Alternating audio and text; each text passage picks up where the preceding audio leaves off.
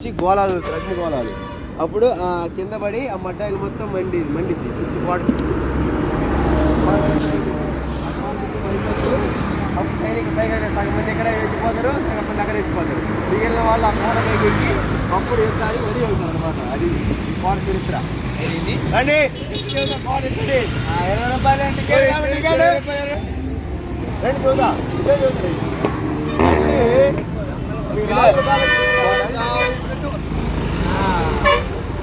10 రూపాయలు టికెట్, 10 రూపాయలు టికెట్ తీసుకోండి. చూద్దారండి. పూర్వకాలంలో యుద్ధాలు జరిగేటప్పుడు అది కోట గోడ, ఇదేమో నీళ్లు. ఈ నీళ్ళల్లో మొసలు ఉంటాయి. చూతాయిలు ఆ నీళ్ళలో మొసలు ఉంటాయి. చేపలు మొసల్ని మొసలు సగం మంది పోయి అనుకోండి.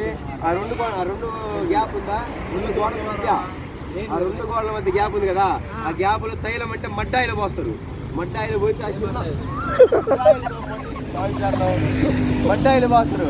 ఆ గ్యాప్ గ్యాప్ ఉన్నాయా చూడండి, గ్యాప్. ఆ గ్యాపుల్లో అగ్నిగోళాలు మండించేది. అగ్నిగోళాలు మండించి ఆ మడ్డాయిలు వేస్తారు. అప్పుడు మొత్తం మంట వచ్చింది. యుద్ధం జరిగేటప్పుడు స్వామి యుద్ధకాలంలో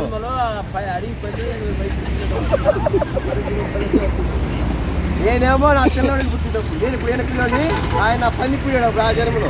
అట్లా అది అప్పుడు నువ్వు పంది, నేను పంది.